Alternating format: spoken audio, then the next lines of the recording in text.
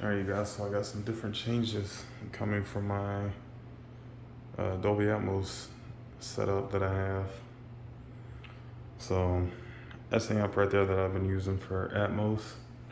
The only thing is, I'm not really using it right now just because I don't have an Atmos setup or speakers that I have for my overheads. The EVs have been pulled out. They've been taken out from the theater just because I wanted to get pretty much all SoundTown speakers. So I still have to get my real thoughts and impressions on these. But so far these EVs, they've been pretty decent. They serve pretty well, but definitely not what I was looking for, at least not for my overheads. So this I have to put back in the theater, but right now I don't have the speakers. Let me show you guys.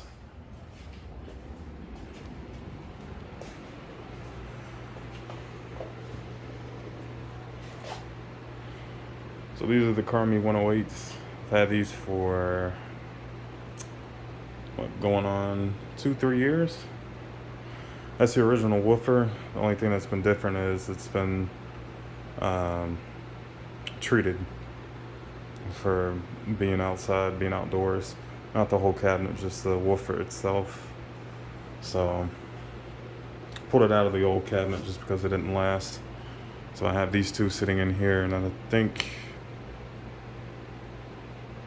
I got another cabinet over there. I don't know what happened to the other one. I think it's behind the screen. So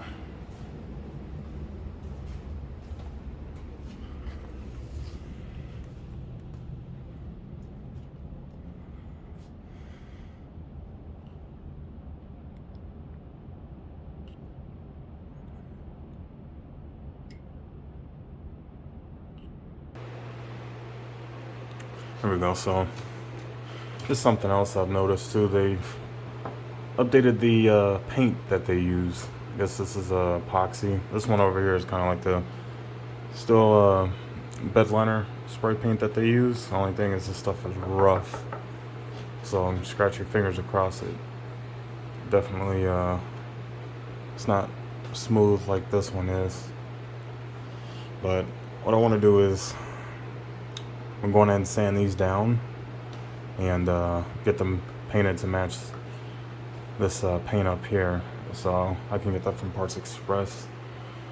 And I ordered 4 La Voce. I think they are the WAF 82s. So I talked to the people over at La Voce through Messenger on Facebook, and they said that that woofer has a better bass response than the WAN, the 8250. So the other thing I want to do is try to get rid of these wave guides. I want something more narrow. Then this woofer is coming out, and eventually I will be upgrading the crossovers in these speakers. So far, I think after 2-3 years, they've served their purpose. So for home theaters, I think that they're pretty decent. Only thing is, like I say, get rid of these wave guides if you don't have a big room. Actually, if you do have a big room, get rid of them. These are kind of narrow, so they're decent if they're at ear level. But these will be serving as my overheads for DTS:X and Dolby Atmos. So show you guys. So as I stated before, this amplifier is my Ashley what is this, the 4250. This is a 70 volt amplifier, so Jim was pretty surprised that I was using this in an 8 ohm configuration, but the amplifiers don't seem to mind it. So they've not blown up or anything like that. They've been working just fine on an 8 ohm load. These have been pretty great amplifiers. They're the Class D amps. These things are extremely heavy Class D amps. And keep in mind, these don't have a lot of power. These are just 250 watts. into really 70 volts. What the hell was that?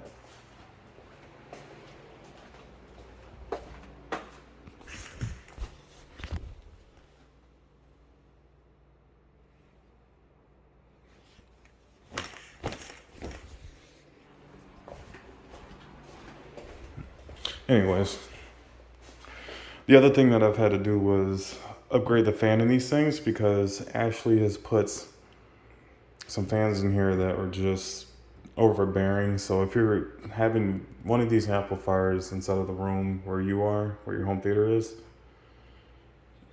and you're trying to listen to something that's quiet, these things are rather noisy. So you guys will see here in a minute that I've actually shoved my amplifier rack that used to be off in the back room, shoved into a closet. These Electro Voice speakers I'm gonna end up selling. I've already sold one pair, and also need to give you guys, like I said, the final thoughts and impressions on home theater upgrades. My other horns, I've had these for 6 years now, I believe. Back in 2014, I don't know, 5-6 years. And then these I started with in, let's say 2018 or 2019, I think 2018. So those are pretty decent Trap Tricks wave guides. They have a 1.4 inch exit. So these things have definitely got their use. My home theater, that's just not where they belong. They've been replaced by some big boys.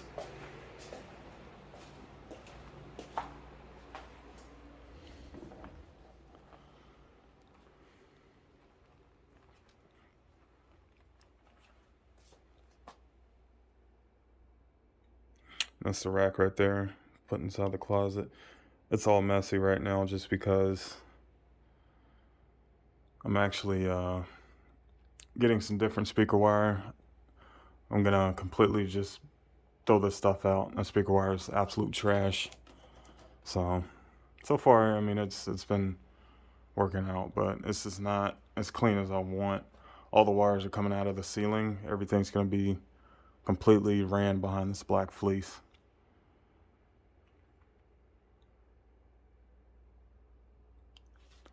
And obviously the screen itself, I think I've shown this in the last video. This is completely on its own now. So I can go up to it, grab it, have access to the speakers behind it. This is black fleece pretty much around the screen itself.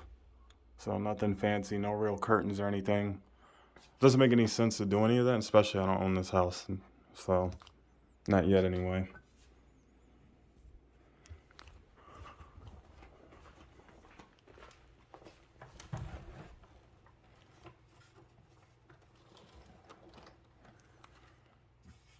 And then before I actually pull the screen out, I'm gonna show you guys exactly where the front overheads are going.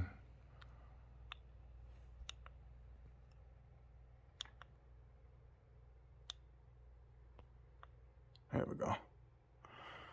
So the overheads are going here. And then the rear overheads are actually going just over the back couch.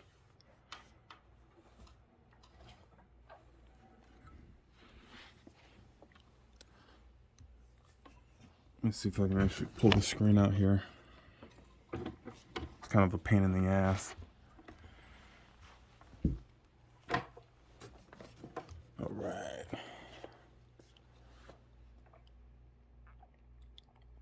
So that's still the new wave guides that I have. And I really don't plan on getting rid of them. So 10-inch mid-range has a La Voce, what is it, the MAF 103. And then we're still rocking the Eminence N314 Ts. So I am going to get rid of these and upgrade to the Extreme compression driver diaphragms. That's going to be a lot better here for this room. I'm going to explain why here in a little bit. And then still got the Voce, shit, what are these? SAF 184 30s. So pretty solid enclosure. Then the other thing that needs to happen is these boxes have got to go. I want 3 dual 15 matching boxes, and I'm gonna do that sometime next year. I'm not doing that this year. And then what's gonna happen is these slim single 18 boxes that I have are going away, and next year we'll be upgrading to a pair of dual 18s. So I'm already in the works of talking to some guy about doing it. It's completely black behind here, behind the screen. So again, this is a rental property. I don't own this house. You guys already know that for sure that I've said that before. So this is why nothing in here is top of the line, nothing's fancy or anything like that. So I'd definitely love to just buy the house and be done with it, but life doesn't always work like that. Anyway, I'll power the system on for you guys here later. So these are the Carmi, what are these? The UB10s, I think. Go look at the box and I can tell you guys.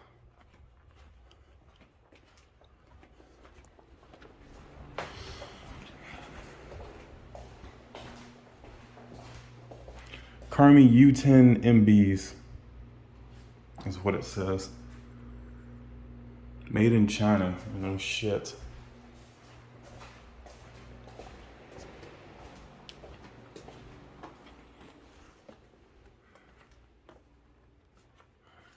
Now, these speakers actually have the same finish that my other SoundTown speakers have. And I do prefer that finish over the very first generation that I had. I gotta play with this gimbal a little bit. Now again, this one has the rough style paint from SoundTown. They no longer use this on any other speakers. It's done. This is what they switched over to. Now, before I thought about switching over to the Carmi, the 112 single 12 speakers, and I'm still kind of up in the air if I do want to do that, just because I do feel that the 112s would actually better match my system that's in there, give me a better bass response. And I know they're going to be giant speakers, but I don't care. I mean, that's a pretty big room, bigger than most people's home theaters.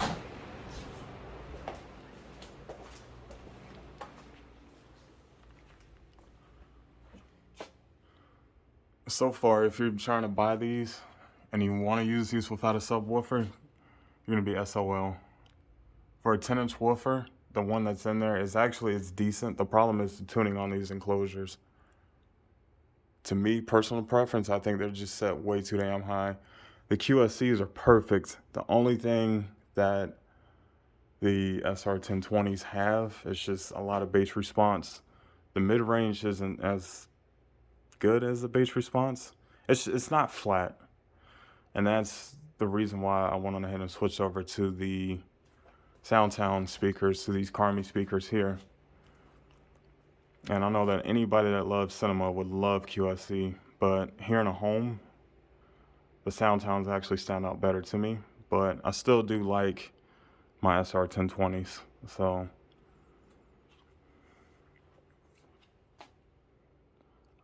now the other thing that I want to do is going ahead and get these 4 speakers up in the ceiling. Now later on down the road, as I said before, if I do switch over to the 112s, I probably might end up using these here in the ceiling.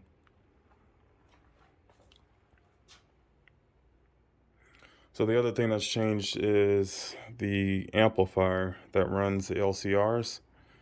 It's just one amplifier and they are biamps. Now later on down the road, there will be triamps, So right now it's just something I'm not really worried about. That's my other 70-volt amplifier. I can't remember if that was the one that had to go into the shop. I think it is. Maybe it isn't, maybe it is. I have no idea. So the amplifier for the subwoofers still the same, the NE2400. So again, all these wires here, it's just everything's gonna have to be tidied up. So the new wire is gonna run behind the fleece, all the way behind the screen. And what's gonna happen is, for the heights, the wire for the overheads will come just behind the screen to the speakers. So you'll still see the wire, but it's not gonna be as shitty as this. I mean, honestly, it looks like a spider's nest or spider webs.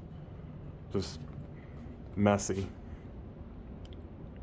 But here for a temporary situation that actually gets the job done.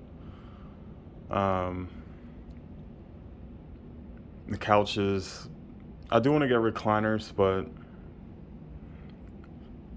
that's just something that can wait. Right now, I'm not really worried about it. So,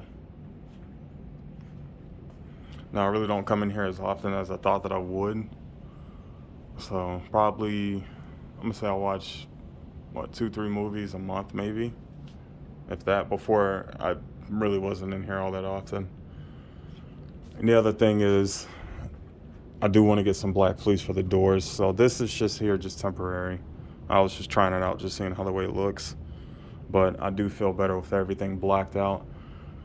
The ceiling, I'm not even going to touch. I thought about it before, but again, rental property, and if everything else that's going on, I don't really think that it's going to be worth spending any extra money on the ceiling being all blacked out and everything.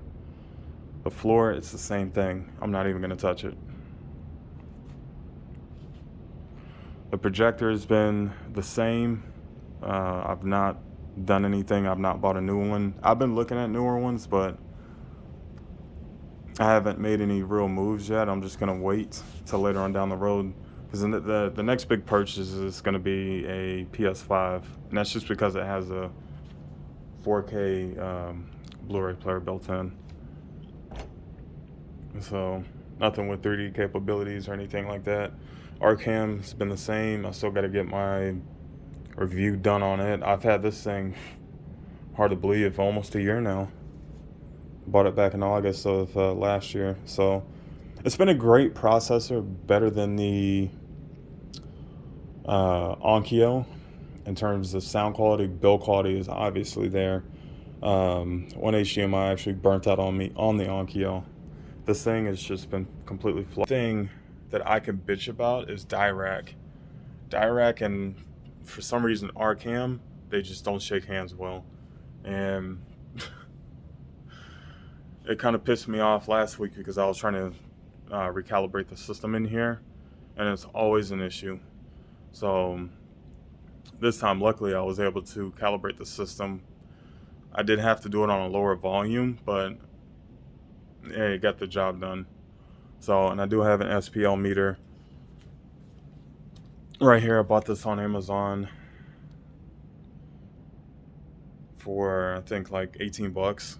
But hey, helps. Gets the job done. And it is backlit. Here in this room, you gotta have just about everything backlit, because I don't buy universal remotes unless I know for sure that it's backlit. Given all of the remotes for my equipment. That's the projector, it's backlit. The remote for the Arcam, it's backlit. Pretty much everything is. So you have to think about that whenever you're trying to do a room like this, because if I turn the lights out in here, you don't see shit. I mean, that's just how dark it gets in here, and that's with the sun out. So I'll show you guys the other reason why. These are blackout curtains. The blackout stands out for a reason. Because when those lights are out, it's completely dark. Very, very dark. Actually, I can show you. Go in here. turn this off, close the door, make sure there are no lights running in here. In fact, I don't know where the remote is for my lights. All right. So, got the kitchen light on, hallway lights on. Theater room, it's dark as hell. I mean, even to my own eyes, the only thing that stands out to me is that screen. That's about it, but it's minimum lights.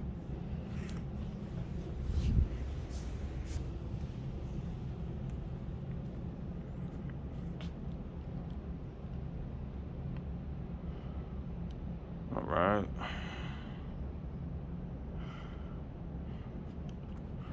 Now the room is, I believe, 20 feet deep, 16 feet wide, and we have 9-foot ceilings. So it is bigger than most. That's the other reason why I like this house. But definitely want to get fleece for that door.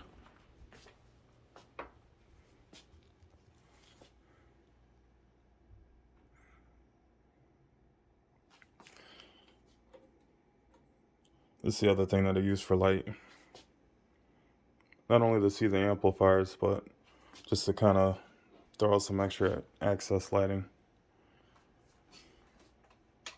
And to turn the amplifiers on, I can use this computer, or I can grab the laptop and still use it. The projector itself, if I replace it, I'll probably end up getting a BenQ, or kind of been looking at the ViewSonic LED projector, just so that way I don't have to deal with any more lamps that I would have to replace. However, that's another expense that I wouldn't want to have to deal with either. The screen itself, I might end up changing it later on down the road too. It was supposed to be changed out, but I kind of wanted to play around in this room to even see if I want to continue doing a home theater, just because I don't always show interest here in this room. I do enjoy it, but it's not all the time that I want to be in here. It's not all the time that I want to be at Disney either, because sometimes I just want to get in my vehicle and just go to the beach.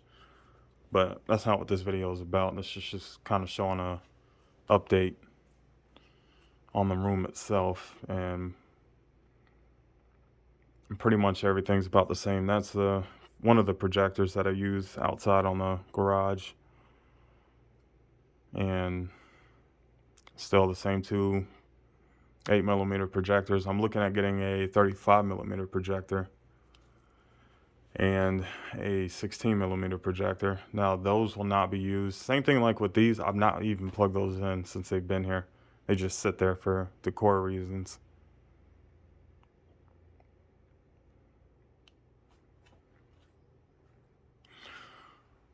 But as far as how the way everything is behind the screen, there has been better channel separation. I mean, I can hear it, better clarity, but this room definitely needs direct. So the R-Cam has definitely been pulling all the weight around here. Now, if I did replace it, I don't know if I would go with the AV40 processor or if I would go straight to monoprice. I'd kind of like to look at the monoprice processor better, and it's $1,500 cheaper.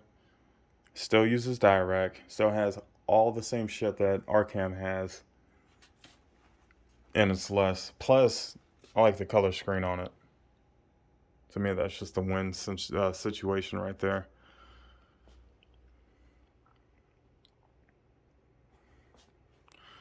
The projector itself, for the most part, it's been working, but it's been kind of problematic. Vivitech actually thinks that the control board on my projector is kind of failing out, just because every once in a while, for some reason, I'll get like these random artifacts on the screen where there's like these random lines, or one side of the screen is green and the other side is showing whatever picture it's supposed to be showing. So for me, I think Vivitech's build quality's kind of been going downhill. And at the same time, I don't know if that's truly coming from Vivitech, or they're probably just buying these projectors from China. I already know that's where it's been made. And a lot of times all these manufacturers go with probably 2-3 companies from China. I mean, it's all DLP technology. Pretty much everything's about the same. There's not going to be much difference between ViewSonic, BenQ, Vivitech. Pretty much all these companies, it's the same shit. I mean, really. However, in a more serious home theater, you're going to use something like digital projections, which is through Delta. So they own Vivitech. So hopefully later on down the road, Vivitech actually has a better projector. This is the other thing that I really don't like. This thing has to be flipped upside down, so the lens shift is definitely got to be worked on. I would like horizontal and vertical lens shift. This thing does have vertical lens shift, but it's extremely limited. I mean, obviously it's upside down. The screen size is not really changed. It's still 100 and I think 180 inches. So the lighting itself too, I've been looking at getting some RGB IC lights, and pretty much all that means is how the way all these lights here are all the same color. Over here I can have one color. Back here on the back wall I can have something completely different. So I just want to make the room much more badass. I mean, really overall the system here, even though this is not my dream system, it's making me happy. Every time that I come in here and watch a movie, that's all that matters. So yeah, the Soundtowns, the Carmi 10s, in my opinion anyway, I'm pretty happy with them. I really don't mind the fact that I've left the SR1020s down and threw up those Soundtowns. For me, the system works. I also like the fact that these are slanted enclosures. So the only thing that's up there at the top is just 2 speak-on jacks. I would have preferred if they would have put some kind of terminal strips like on the back of the QSCs, but you know what? Beggars can't be choosers. I mean, honestly, these things do work. And the compression driver is a polyamide diaphragm. So these things have some pretty smooth highs, great mid-range. The only thing, as I said before, that's lacking is the bass. They got some decent kick, but you won't really get a whole lot like you would with the QSCs. So for this system to be turned on, all you have to do is come over here. Surrounds, everything's already labeled. Turn the amplifier on. This one here has not been labeled yet. And you guys can hear the fans ramping up on these amplifiers. Which I can't really complain too much about it, just because I know that that can be changed over time. So just go on Amazon, buy new fans, and be done with it.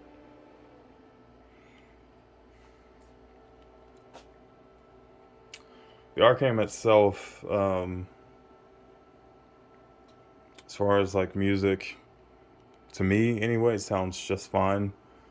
What I like about it, it just works. Even though, yes, this is a very plain Jane looking receiver. I keep saying processor, but receiver. It just gets the job done. The build quality, to me, I think it's pretty fantastic. The remote itself has never really been an issue. The only thing that's a pain in the ass is sometimes if you want to control it, you have to hit amp on here. But I've gotten pretty much to the point where I just close the door.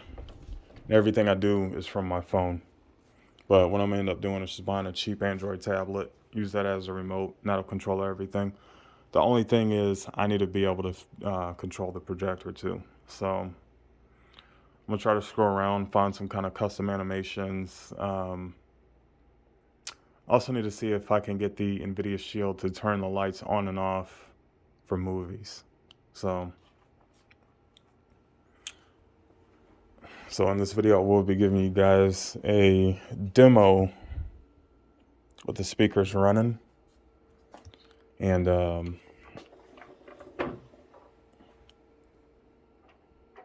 going ahead and let them run for a little bit. You guys will hear the bass. Pretty much all the speakers will be running. You'll be hearing the sounds. I also need to get a real update on the projector too, because I've not talked about it. So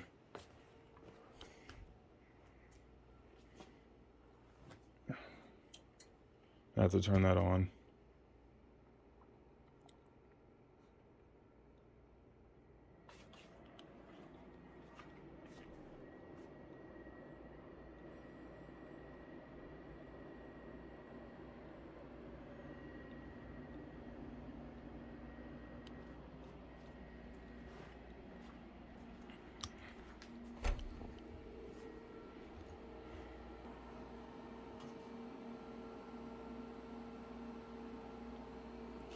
All right, processor's on.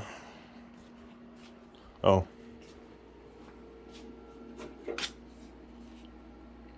Got the remote right here for the NVIDIA Shield, which I actually have sitting down here. So I gotta get all this stuff fixed up. This wire, it's a rat's nest. So the Blu-ray player actually ended up getting it for free from somebody. She was just trying to get rid of it. So pretty much everybody streams nowadays. Same thing here, I stream. We just got done watching Red Tails, so.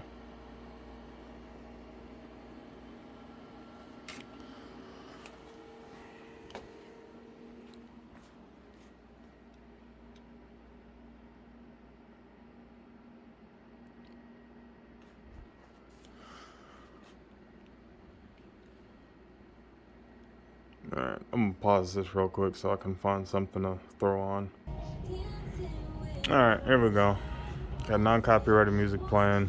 You guys can see the projector. Obviously it's not gonna fill the whole screen out because I just pulled it forward. So obviously the closer the projector is to the screen, it's gonna be a smaller image. Duh. If you want a native 4K projector, you're gonna have to spend at least $5,000. Sony's gonna be the cheapest one out there. There are no 4K native DLP projectors. Unless if you go with digital projections or Barco Residential. There's gonna be the 2 home cinema projectors that are native 4K DLP. That's it. By the way, shout out to whoever the fuck this is. Hold on. 1261 Clan, they're the one who actually made the playlist, so can't come back here and say I didn't give them any credit while this is playing on the speakers.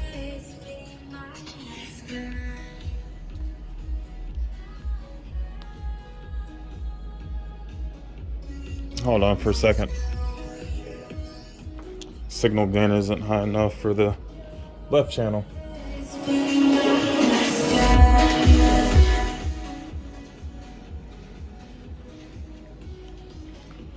Okay, I explained why I had to do that. There it is, now it's playing.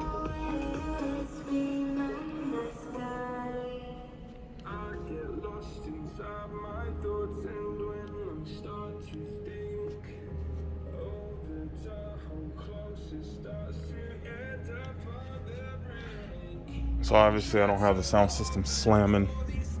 I can do it later. I'm not gonna do it right now.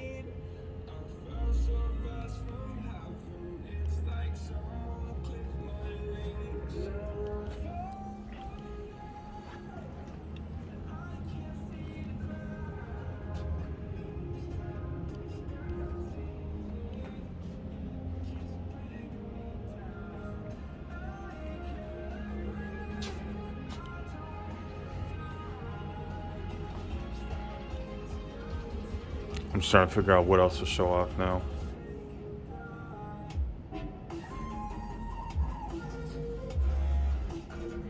Alright. Let me see if I can get a light and walk by on here.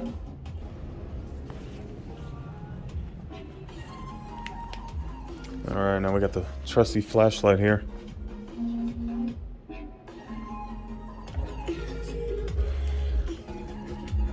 far as you guys can see, this 18 has actually been the first one that I bought.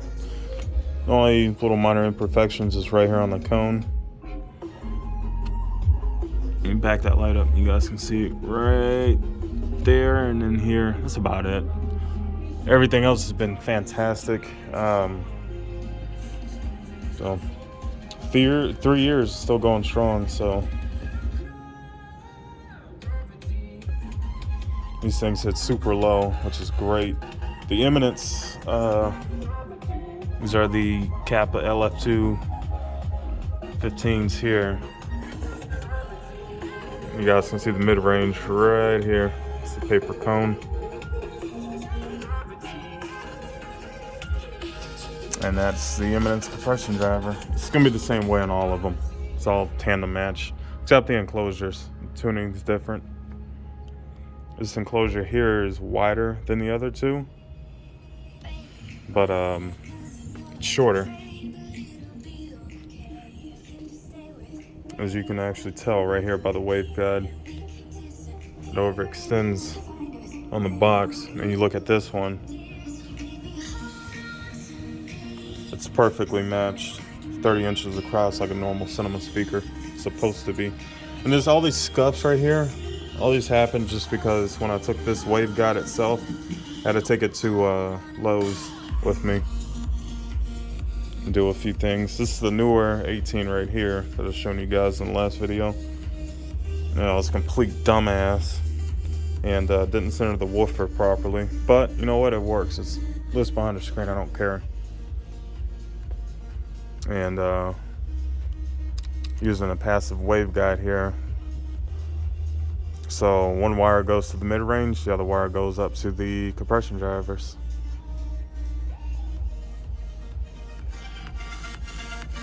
So little to no ear fatigue out of these speakers. So far, for something that's custom made, they get the job done pretty well.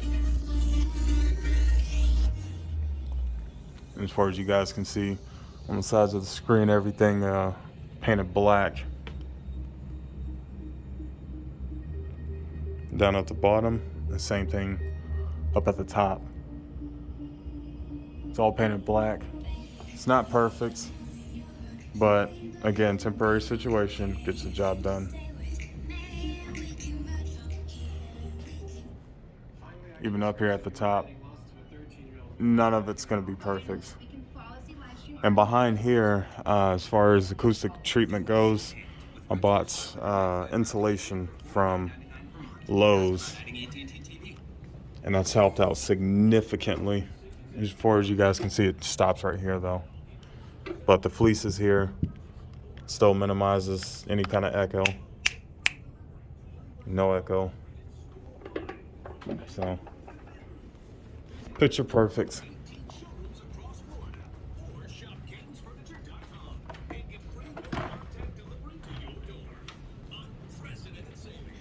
That's the fun part, is going back and forth to push the screen back in.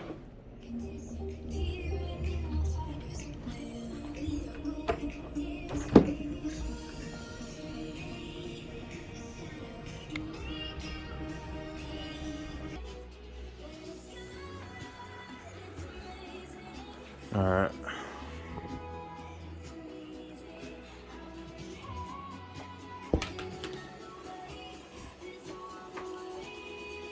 I think what I want to do is try to boost up the gain on the subs.